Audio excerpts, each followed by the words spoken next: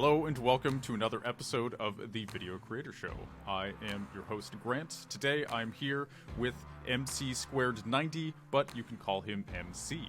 His channel currently sits at over 500,000 subscribers. He is really big with YouTube Shorts, TikTok, and all that short form content. He talks a lot about consoles, mostly little skits about them that are really funny, different consoles. Eating dino nuggies, their various reactions. He's a funny dude, and I'm stoked to be talking with him. And as you know, the Video Creator Show is brought to you by VidChops.com. You can check out VidChops.com to help take the burden of editing off your back and to bring your YouTube channel to the next level.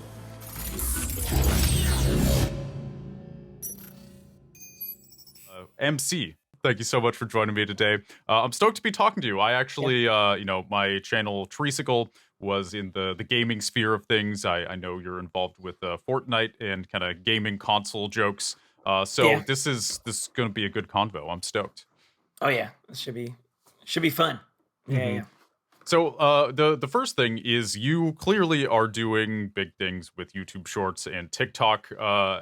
What is it like kind of being in that vein of things? You've made some long form videos on your channel, but you have almost 600,000 subscribers and it's all short form. Like, do you like doing short form better? I imagine. Do you feel like it pays well enough? What is your kind of overall experience of short form content right now? So for me, I love it, and the reason why I love it is because just the editing process is just so easy. So when you do long form, right? When you sit there and you got to get all the shots, and you have to put it into a program, and you got to first off, you got to learn how to use the program, and then you got to make sure you got the right quality and make sure you upload it the right way and download it the right way. It's just very annoying. When it comes to short form, literally it's right there on the app. Record it, you just clip it here and there, put text, done. It's really easy. So I like short form a lot better than long form, but I'm starting to get into the long form side of things because I come to find out, I did some research, and if you can do both, you can like amp up your YouTube account if you mix your short form with your long form. Kind of the same thing. It kind of vamps up your YouTube account whole presence. So I'm seen everywhere, basically, long form and short form. So yeah, that was a long question. I mean, a long answer. Short form, I like short form better. Yeah, I totally get it. Especially working for clients, even, sometimes they make shorts, sometimes they make longs, and shorts are, there is a simplicity to them. I feel like you can put a lot into 1 minute, whereas a long form, it's almost harder to know when a video is done. Whereas a short, it's so short, it's like, there we go, I filmed it, I put the subtitles in the text, and you're good to go. If it's fast-paced, then it's good. Whereas long form, it's like, how much do I edit for retention and how much do I kind of let the video breathe? I feel like there's more ambiguity with longs. But I know what you mean. The advice of if you're doing both, that's ideal. But I feel like longs, they're good for building a really dedicated audience, right? Because if somebody watches you for 4 minutes, then they have some kind of relationship with you, whereas shorts, people scroll and then they scroll on to the next one and they kind of forget about you instantly. So there is a lot of value in making longs. I see you you released 2 days ago a long form video, and before that you kind of hadn't released for a month, and then you've kind of had some spaces between your releases. When you do this, are you kind of just taking a break? Are you letting the creative juices flow and focusing on shorts? Are you kind of figuring out the next step of how you're going to jump into longs? What's kind of going through your head during those breaks? So before I answer that, what I've noticed is other content creators. I literally was just looking at a guy named Laserbeam. I don't know if you know who he is. He's like comedy kind of stuff. He'll post 2 videos or 3 videos a month. But what I've noticed, it's got a lot of editing in it, like a lot. And as a person that makes long form videos, now I know what goes behind like videos, especially 8 to 10 minute long, highly edited videos. Usually when I'm taking a break, I'm not taking a break because I'm like, this is gonna sound horrible, but I'm not taking a break to let creative juices flow. It's honestly the editing. The editing sucks. It's Hmm. so long and tedious to edit something. So I found out that you can actually hire editors. You can hire editors for you. So I'm looking into that. Um, but sometimes, like I am working on a video now. So basically, it's a long version of my console, how different consoles thing, making it to where the PC character and the Switch character meet each other for the first time and have that interaction. And just the amount of editing that goes in that, that's why it takes so long to edit it or to upload one of my videos. That's why some people will say, "Hey, MC, I followed you, man, but you only got like one upload a month. What's going on?" I'm like, "Editing, bro, it sucks." So that's yeah. So Hmm. basically just editing. So Dude, I know the feeling. Editing is it's like tilling the fields. yes. To use a farming metaphor, which I'm sure is just so relevant to so many people. It is. Mhm. It's a lot of work, and it's also really important. If the editing sucks, chances are the video is not really going to work out. So it's kind of easy to rewatch things a billion times and ultimately be like, I guess I made it 10% better by spending an extra hour on this 30-second part. But that is the grind. Yeah. And so I'm curious. Like a lot of people I talk to on here, they usually do long form content because this is a YouTube centered podcast. But Yeah.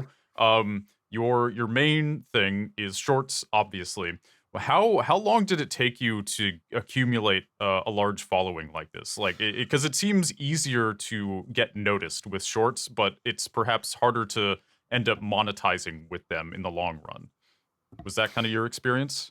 So, you talking about on YouTube or just in general, like when I, it I started? so I'd say both. Like I know you're Oh, on TikTok and Instagram as well, okay. but yeah, Yeah. So, so my dog's in the background sleeping. you're good. So, anyways, I would say so. I'm gonna answer the when it started, and then I'll jump in when it started on YouTube. So I first started posting like short form videos. I hate to say this, but right when COVID started, right when 2020, March of 2020, everybody was home, and I'm like, everybody's downloading this app called TikTok. I'm like, all right, I'll download it, and I just saw what it was, and for a while I didn't post anything. I was just scrolling. Oh, that's funny. That person's funny. Oh, this is cool. And then I was like, I'll make a dumb video of my dog, just sitting there listening to some rap music. It was funny. I thought it was funny. Got no views. I didn't care because it was just fun at the time. It's still, don't get me wrong, it's still fun now, but there's a grind to it. Like Hmm. mental, Sure. there's also a mental part of it too that comes along with it. Yep. But I started posting weird, random, obscure videos, and I just didn't know what to do. And they say you got to find your niche. You got to find your niche. You gotta know what you want to do. I was like, all right. So I did some parody videos on how to get famous, and it was just like, don't post. That's how you get famous. Just dumb stuff. And then I saw this one guy. He's like doing video game content. I'm like, I'm a gamer. I should do video game content. And I did my first Fortnite versus COD thing, and it blew up. And I'm like, okay, I'm gonna stick with this. And that was I would say around May is when I started posting hardcore. So May in between like May and June. And then all of a sudden, every video I would post after that just got into the millions and millions and millions. And then by August, I think August, first week of August, I hit 1 million followers on TikTok. And then I started getting to Instagram. Second part of that, question answer. So we got YouTube now. So now I noticed YouTube Shorts was a thing, and I knew back then they're gonna come out with it. And I was like, all right, I gotta jump on this. I gotta jump on this because I'm a short form guy. I need to do this. Um, and I stalled. I didn't do it. I waited a whole year before I even got on there. And then I should have got on there a lot earlier. I'm kicking myself for it.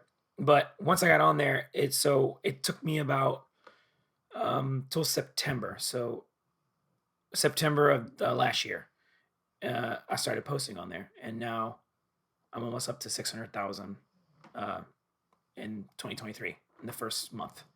So that's where that kind of started. It started with COVID, and I hate to say this, but I feel like I just got lucky at the time because everyone was sitting home on their phones doing nothing, Sure.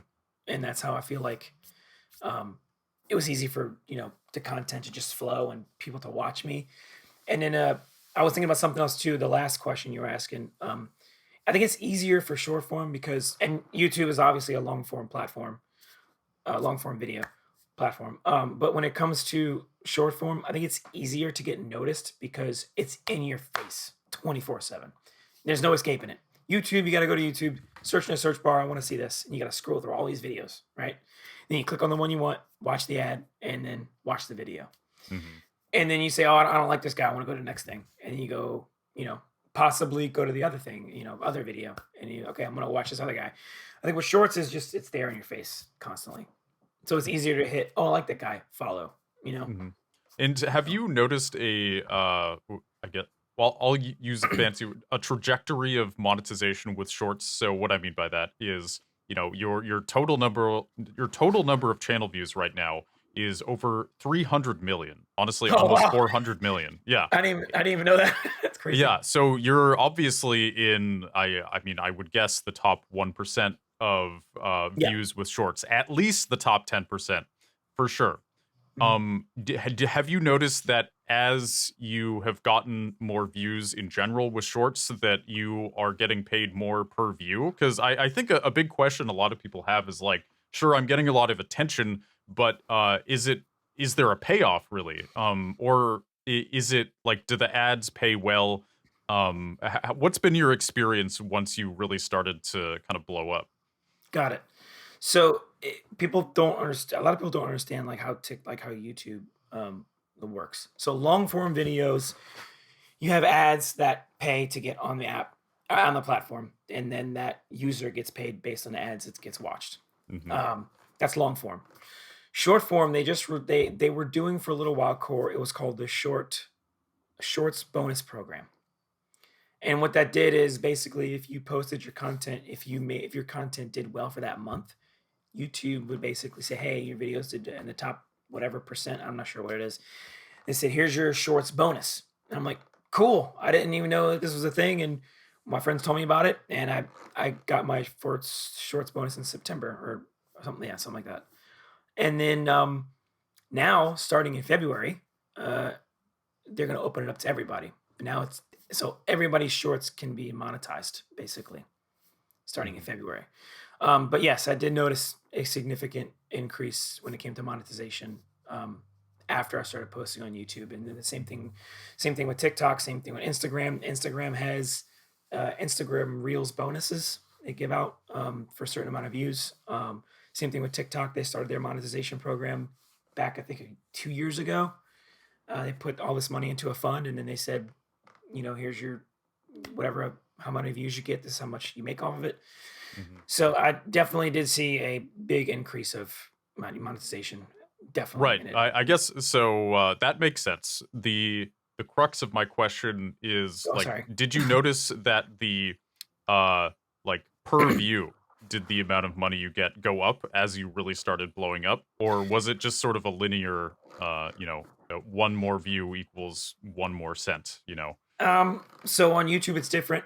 TikTok it's different. So TikTok is, I think it's some odd cents or something like that per 1,000 views.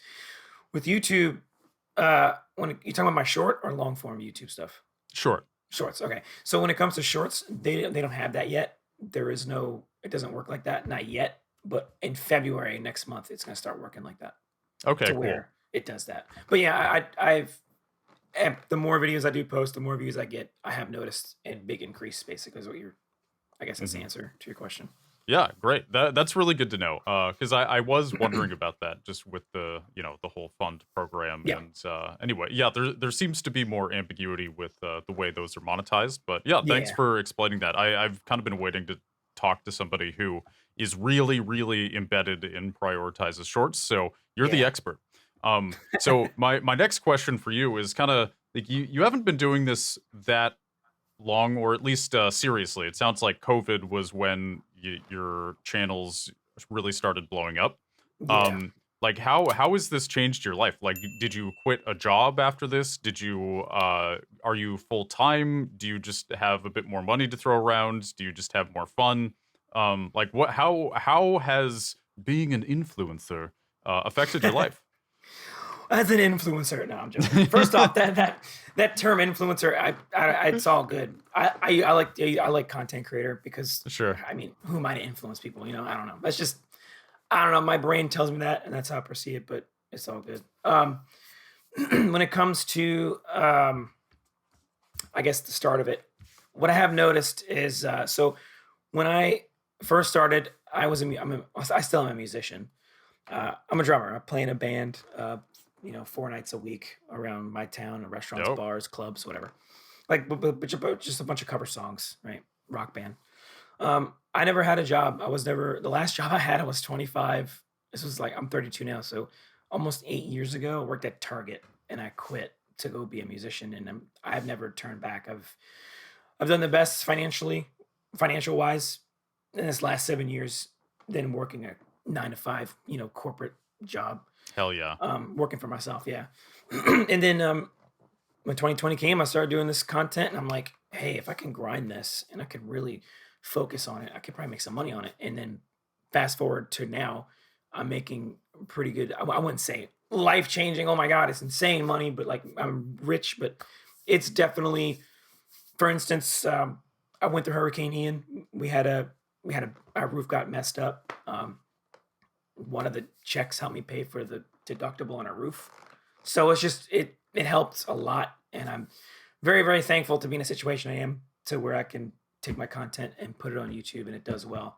And they have that bonus program and now they're coming out with the monetization next month. So it's going to be, yeah, I've definitely seen it's less stress than it was before. If that makes any Mhm. sense. Yeah, absolutely. And Yeah. especially like being a drummer, I'm sure it's kind of a gig profession, right? So you don't know quite how many gigs your band's gonna get, how much that's gonna pay. So then this kind of adds to that mix. And Yeah. maybe I'm surely you can relate to this. I'm a freelancer. In a sense, you're kind of a freelancer Yeah. with having a band.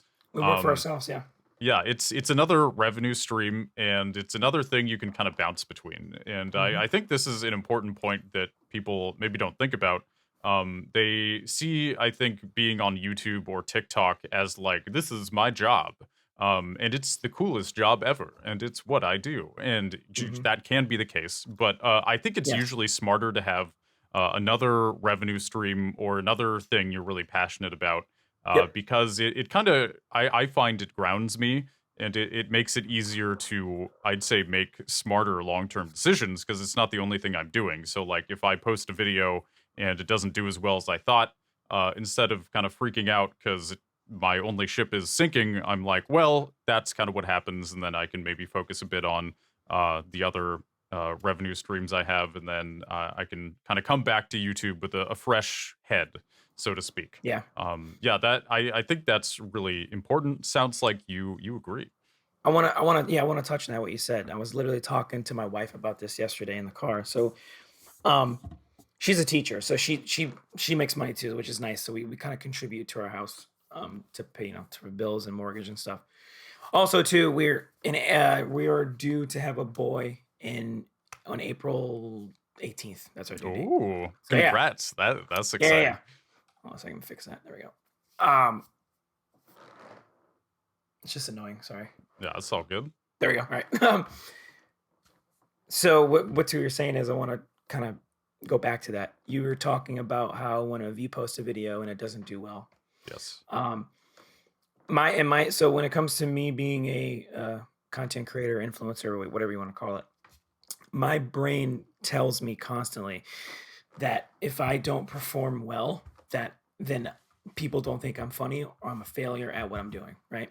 Hmm. And sometimes I gotta snap myself out of it because if I let myself go down that road constantly every time I post a video and it does bad, for someone's mental health, that is horrible, right? It's bad. Um, to know that, you know, people followed you for a reason. And yeah, if your videos do bad, it's not because they hate you, it's just the algorithm didn't treat you good that day or something. I don't know.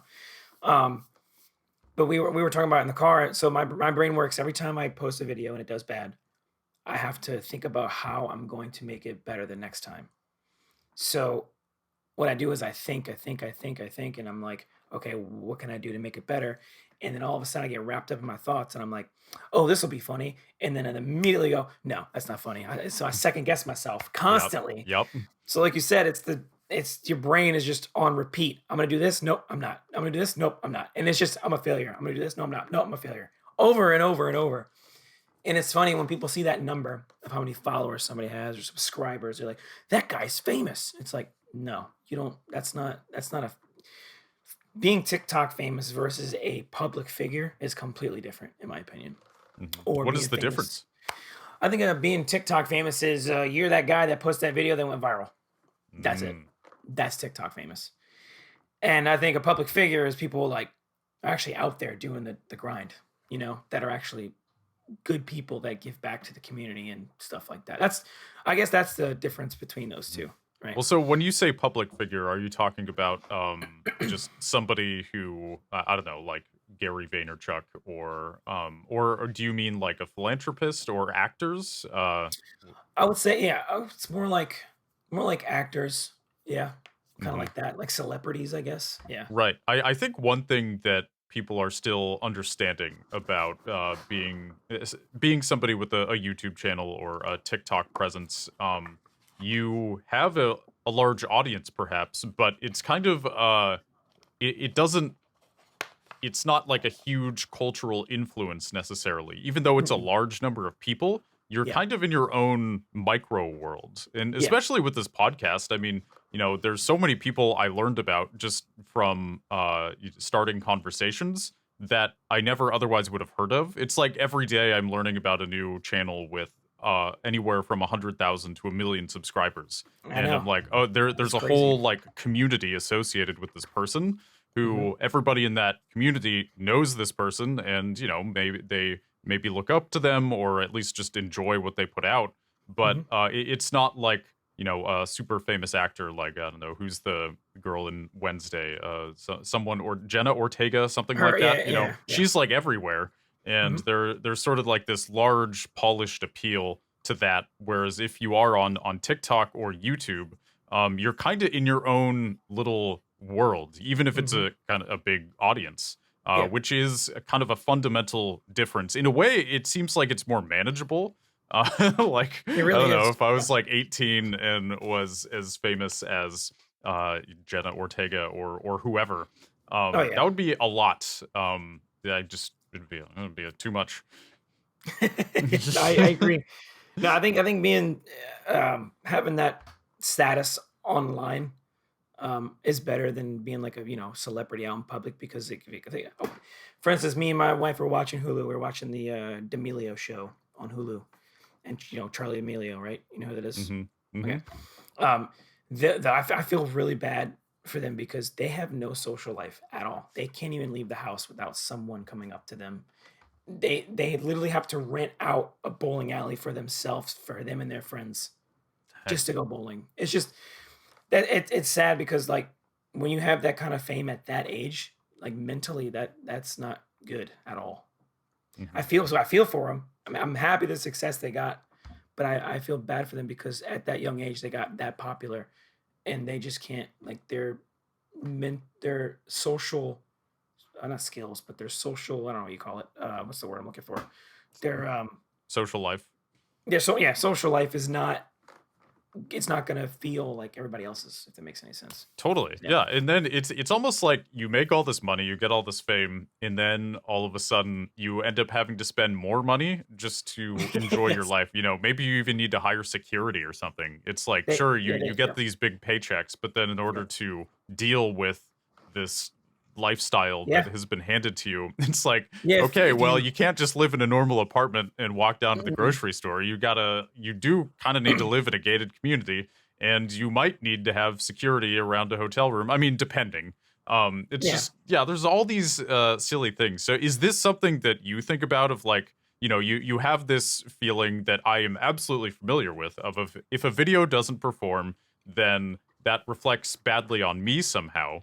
yes, It's easy to take it personally. But then the hmm, flip side of that is, let's say you make one tweak, you in something happens where you end up like quintupling your influence, your subscriber Yeah. base. You become ultra famous, and that sort of self worth problem, at least for the foreseeable future, goes out the window and gets replaced with extreme success. Like, how is that also a weird worry of yours? Is like being afraid of success? Because this is something I've felt too. Yeah. It's a level of resistance. No, I agree. For instance, I'm gonna refer back to that show again. I told my wife, I was like, "I never wanna be like that. Never. I wanna be able to wake up and just do what I want. I don't wanna wake up and have a meeting at 7, then a meeting at 8, and a meeting at 9. I gotta meet with this brand." I don't wanna be like that at all. I wanna live my life, Mhm. comfortably. Um, but when it comes to back what you're saying is, like, when you post a video, it does good, you're like, "Oh, this is amazing. I'm so happy that, that I'm part of this, and you guys are amazing, and you guys are following me. You guys are awesome. I appreciate every single one of you guys." And you post the next video, does horrible. And your brain just kicks in, and it's just like, I'm a failure. They don't like me. I thought they liked me. What's going on? And then, like you said, it's kind of like a self reflection. Like you self reflect, and it's like, oh, I'm the problem, right? And then you make that one tweak, and you post another one, and it does amazing. So it's just like it's a constant wave up and down of mental battle with yourself, I guess. Mhm. Um, and what's sad is that I don't care how many followers someone has or how many subscribers they have, everyone is going through that same thing, no matter what. It may not happen for a month or two, but it will always be there when you're a social influencer or content creator. That thought will always be in your head, always. But it'll stay dormant. The second you stop making content, or second you start making content, you start posting, it's gonna it's gonna creep back up because you're like, "Oh, what am I doing wrong? Is it me?" It's always gonna be there. So Mhm. every time you see somebody that's got all these millions of followers, and they're thinking they're so wealthy, and they're doing this, they're making all this money, we're all these brands. Everybody's going through something. It doesn't matter what you got. It doesn't matter what is going on. Everyone's going through things mentally that we only have no idea what's going on, right? So, like, basically, what I'm saying is, like, you see somebody that's amazing, and then on the flip side, when they go home, they're depressed, and you don't know that because you just see him on the app. Oh, they're funny. The funny guy. I'm gonna follow him, and you go back, and there comes to find out that this person's got depression. You don't know that. Yeah, I one interesting thing about being behind the curtain, so to speak, for me has been like I see myself in my own videos. These are highly edited videos. I have Mhm. kind of high energy in them. I'm Yeah, presenting my most likable, most boisterous self to the world yeah, and putting lots of editing on top of that. And it's easy to think like, oh, well, this is just how this guy is. You know, he's a high energy dude. He's making me laugh every 10 seconds and telling mhm, me cool stuff about video. He's just a deep guy all the time. And mhm, but actually, you know, we're just guys, and most of our lives are, you know, sitting in a room by ourselves. If we're doing it wrong, that is, you know, it's like if you don't have a foundation of a good life that applies to everybody, you know, yeah, you have a wife, you're about to have a kid, and that's a really great thing. You know, it's kind of a grounding force for all of this, and if you get too attached to the views and whatnot. It's like an addiction, you know. Like I don't know, yeah, even like you smoke too much weed, you depend on it for happiness. It yeah, gotta know, you know, it yeah. I might know, be a yeah. lot. You know, been there, done that. So yeah, it's kind of it's an interesting thing. Everybody needs an actual fulfilling personal life off the screen, no matter I've who they are. Yeah, no, I agree. I've definitely been there when it comes to the views and being addicted to making videos and cranking out content that sometimes my wife would be like, You gonna spend some time with me?" And I'm like, "Yeah, I am. I'm Hmm. sorry." So I gotta put the phone down or get off the computer. Um, and it's sad because, like, when you're so wrapped up in trying to do your best every single time, you lose sight of the more important things. So, like you said, you need to contact the things and do the things that ground you as a person mentally. And just sometimes you just got to not take a break, but just refresh, and then spend time with family, take a walk, you know uh, have some time for self positivity, things like that, because a lot of people will sit there and they'll get sad that they can't get all these views and they're making videos and it's just not going nowhere and they get depressed and it's like just step away for a little bit and come back, you know? Like, Mhm. yeah. Yeah, absolutely. Like, well said. So now that you're kind of where you are with all of this, do you like what are the ways that you're changing how you're monetizing? Like, are you mostly just depending on the kind of built-in monetization with shorts, or do you have like sponsors that you're trying to take on? Because this is kind of something I've always wondered about with shorts. How like, are there other ways to monetize? Because with long form, there's like affiliate marketing and, click the link, buy a thing, and I Yeah. get a commission. And Yep. but yeah, what else is kind of built into the shorts? Changing gears here. Yeah. So I started on TikTok. TikTok has something called the TikTok Creator Marketplace. And basically what that is that brands can sign up for the TikTok Creator Marketplace. So let's say Nike, for instance, wants an influencer to promote this new shoe that they're coming out with, right? They would go to TikTok Marketplace, they'd sign up, and they can literally filter what they want, like what kind of creator, like a creator that does outfit, beauty, fashion, comedy. They can filter out anything they want, and they would search for the influencer they want. They'd say, we like this person, let's send them a message, let's pitch them a partnership or a sponsorship. And sometimes they can negotiate when it comes to a product, or they can have a product and will pay you to promote this shoe or product or whatever. So that's another way of monetization. What I've slowly started to do is brands contacting me saying, "Hey, we have this new headset. Would you please check it out? This gaming chair, I did it for them." So the coolest sponsorship I think have is Turtle Beach. So it's kind of funny how that happened is just they made a TikTok account and they saw my video and they commented on it. And I was like, no way, I've been using them all my life. And then I followed them back, they followed me, and I sent them a message and they sent me a message on Instagram and said, we love your stuff. We want to work together. I'm like, awesome, Dope. cool. That's Yeah. dope. So I've noticed one of my friends, his name's Nicholas Roman. Everyone knows him as X the Roman Empire. He's the other guy with alopecia on the platforms. Um, there's a lot of people with alopecia, but me and him are like, for some reason, we look the same. People think we're the same. I guess all people look alike. But You could start a conspiracy about that. yeah. We actually are the same person, and then just be in the same room at once and blow people's minds. Yeah. Cue the CSI music. um, um, but no, so he told me to make a business email, and I was like, all right, I'll do it. I'll do it. So I finally did it, and I posted it. Said, here's my business email. The second I did that, I've had brands contact me left and right. There's some I had to turn down because it wasn't appealing to my content. There's some I accepted, but later didn't go through because of contract reasons. And then there's a lot of brands that I've done work for and monetize. So I monetize my stuff that way as well. So a lot of when it comes to making money for short form, I think the number one thing is brands. That's the number one thing. Unless you're crushing it with like views, then brands that's cool. But like if you're crushing it with views, like the brand you can't touch brands can't touch that. If you have good views but they're still inconsistent, brands is where it's at. For me right now, I love working with brands because that's my highest form of payment basically, Hmm. big time.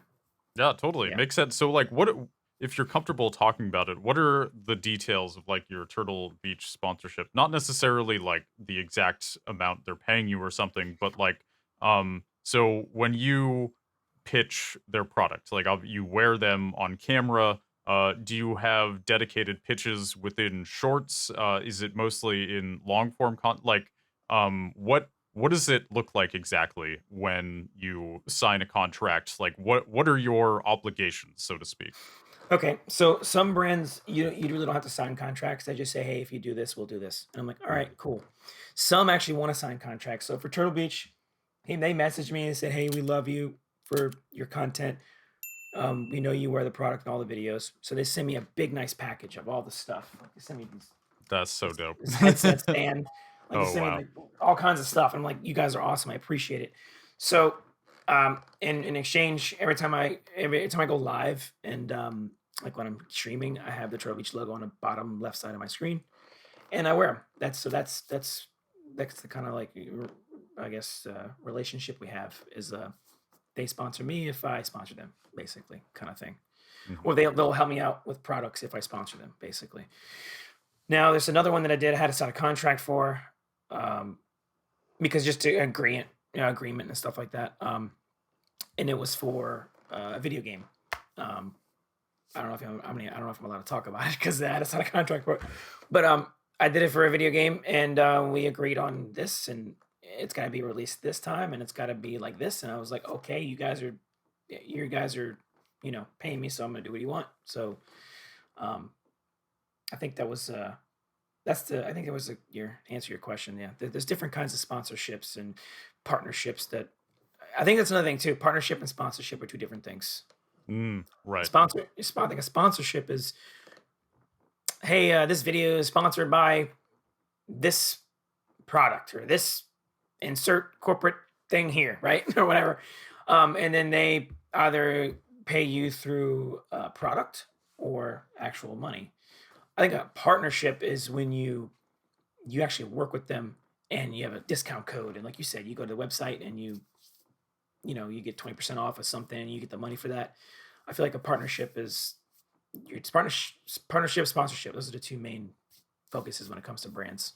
Or just, hey, will you do this if we do this? Sure. You know. Mhm. Yeah, yeah. I think that's one really good thing about sponsorships versus partnerships, or just working with companies to kind of help you pay the bills. Is Yeah. there is a lot of wiggle room that I think a lot of people don't realize. You can negotiate what you want, what you're comfortable with, and Yeah. I think especially if you're willing to hop on a call with them, like if most of the exchange starts with email, you're talking to a Mhm. human at the end of the day, Yep. and at least you probably are. I guess you never really know these days, but Hey man, chat you're GPT, bro. yeah, exactly. Just an AI trying to send you free products. Hi, Terrifying. use our product in exchange for So it's if you're willing to hop on a call and make your case for let's say they just want to send you free stuff and have you wear it, and maybe there's like an affiliate link in the description that you can talk about. But let's Mhm. say you're like, this sounds cool, but what if they also paid me for like a dedicated sponsorship or dedicated video? You You can can do that negotiate too. that. Like Yep. things aren't set in stone. Like, Yep. remember, you can always talk to a human and really craft like your Sure. pitch and the way that you're going to offer your services to them.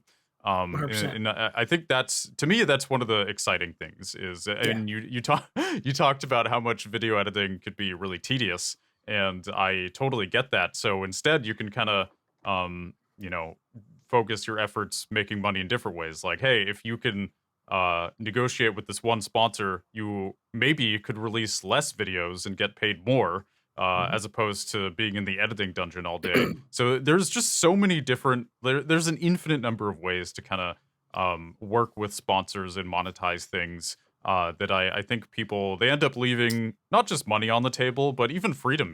Some sponsors Yeah. they like ask for too much, or Yep.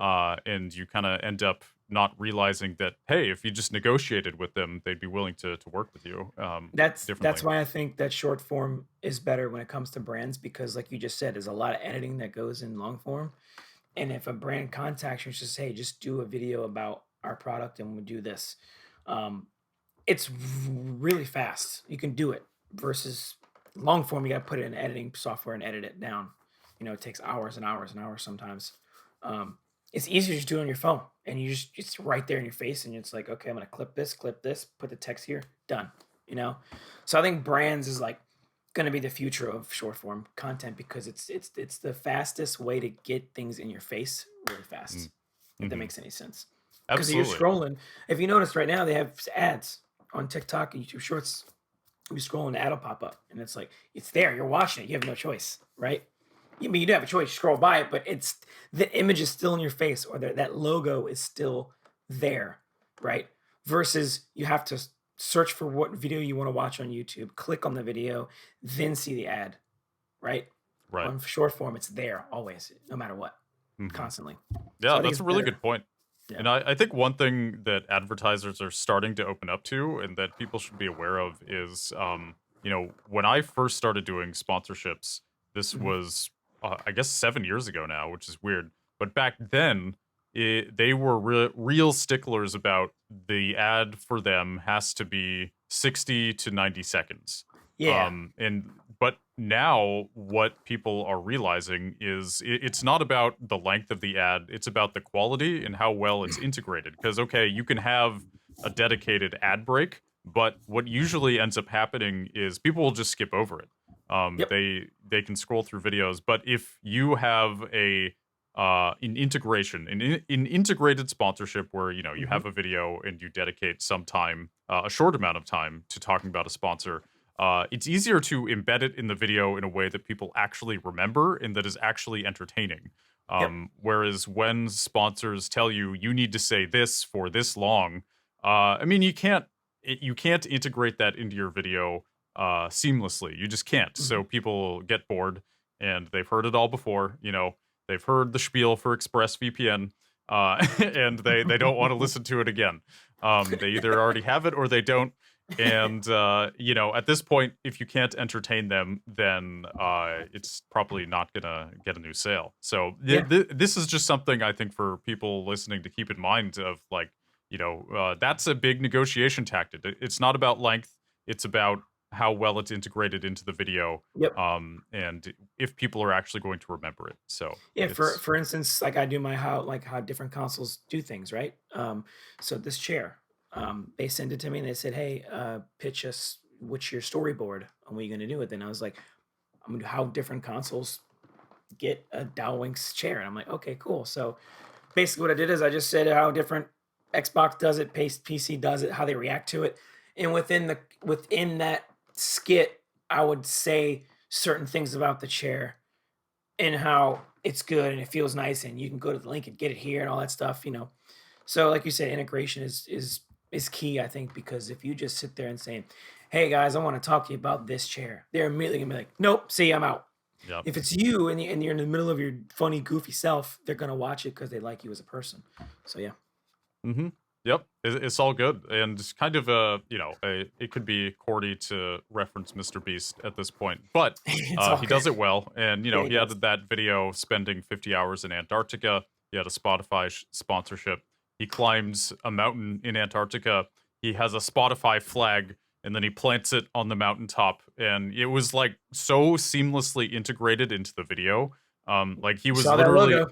yeah, yeah, exactly. Like You saw that logo. I think about that sponsorship like every day, and part of it is just because I work on YouTube and it's kind of good to be aware of. Mhm. But it's still, I mean, to me, that was sort of an iconic moment for me of like this guy is. It just kind of shows how insanely creative you can be, and the lengths you can go to integrate a sponsorship into Yeah. a video seamlessly. So Yeah. yeah, it's I just there's such a huge horizon and potential for this, and I think he did kind of change the game with that, and it excites me. I just feel like there's so much more interesting to take now. So yeah, I'm stoked about it, and so we're kind of getting to that 45-minute mark, that Got magical it. time. I am curious, what what is your golden rule for YouTube or TikTok or, just making content in general? Like, do you have one piece of advice that you would give somebody that you think is the piece of advice? Um, I think the best thing to think about any kind of content creation is 2 words. And I stick by this no matter what. Be yourself no Mm, matter what. Just be yourself. Don't change for anybody because what's gonna happen is you're not gonna enjoy your content. If you be yourself while you're making the content that you like, you can go back and watch it and be proud of it versus, "Oh, why did I do this video? Or why did I do this short? That wasn't me." Versus going back and saying, "Hey, I'm proud of that and I'm funny in that. I make myself laugh. That's me." Because that was me. I'm being myself. So I guess the main slogan is just be yourself no matter what while you're making videos or content creation. Just be yourself. Don't compare yourself to anybody else. Be yourself. Have blinders on and know what you want and just do it. That's it. Yeah, That's sage advice. easier said than done. 100% though. Uh-huh. So why is that easier said than done? I think because our eyes, we always see other people's content, and our eyes work with our brain. Our brain says, "Hey, we should be doing that," and then we gotta go, "Nope, I want to do this." And then it's like you post a video and it does bad, and it's like, "Well, what is this person doing? That's why are they having success and I'm not? So I'm gonna start doing what they do." No, because that's not. If you think about it, if you go back, this person, the person you're trying to admire, and the person you want to be like or influenced by, if you try to do exactly what they're doing, that's not being true to yourself, I think. So I think there's a fine line between being inspired by someone to make the kind of videos that they make versus being yourself. So say um, I like the way Laserbeam, I like the way he edits his videos, right? So I kind of stick with that format, but I don't want to do it exactly like him. I want to put me in the mix and have it my own thing. Does that make sense? Absolutely. Yeah.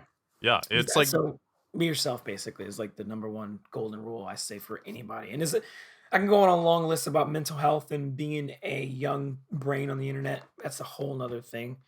But I don't know if you have time to talk about that. I don't know. Yeah, yeah. Let's do it. So, like, what? Obviously, people have heard that being young and famous is a dangerous combination. Yes. Why do you feel like that is the case? I think because there's a lot of what do they call them? Keyboard warriors. Mm, A lot of I guess Facebook Karens, you want to say? I don't know. Whatever you want to say.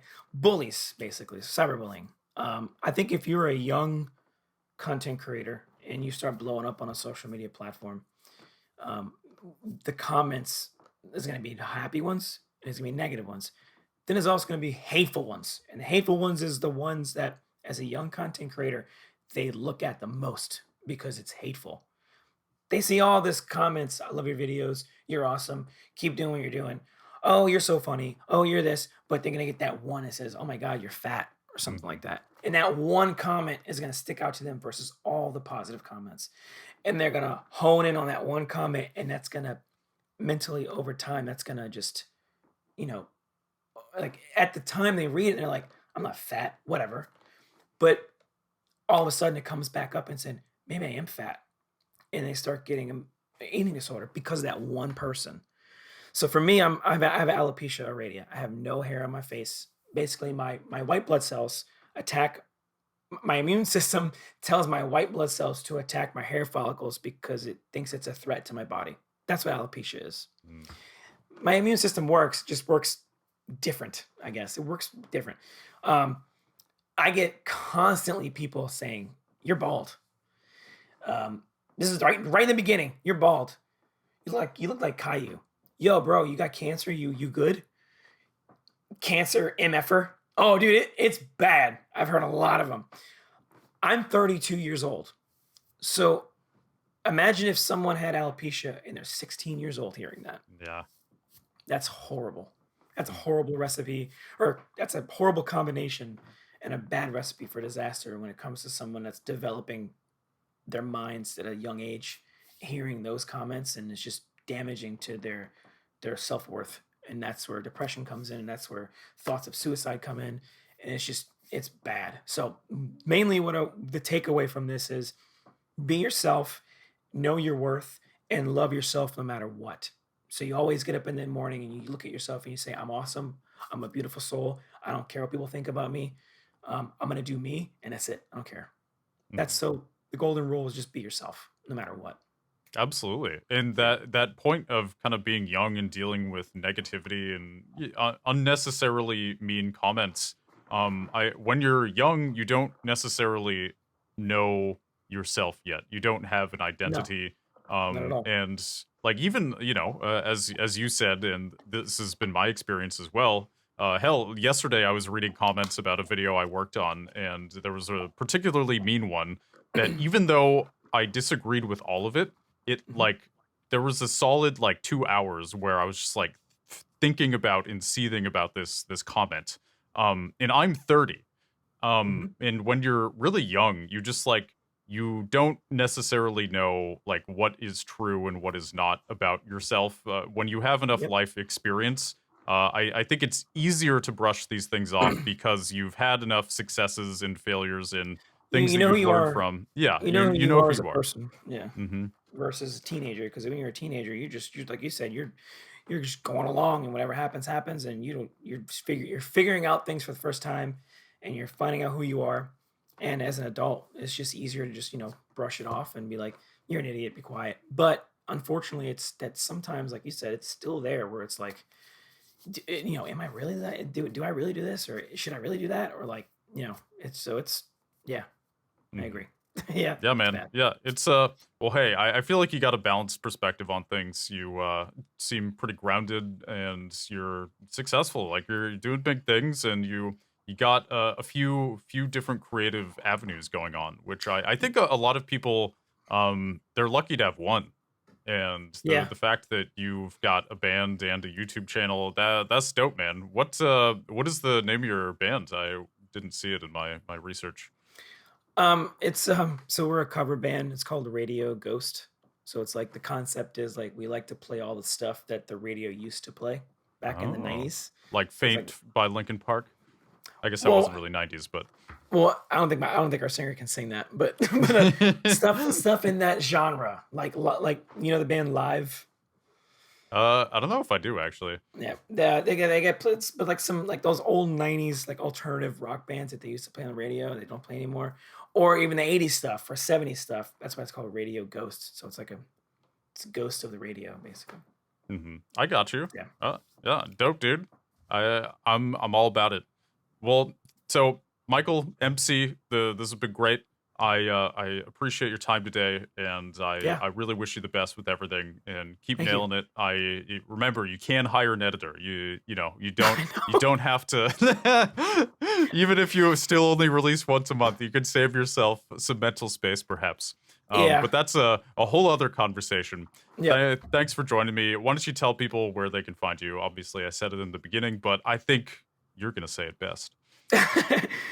What's up, guys? No, I'm joking. I'm not doing that.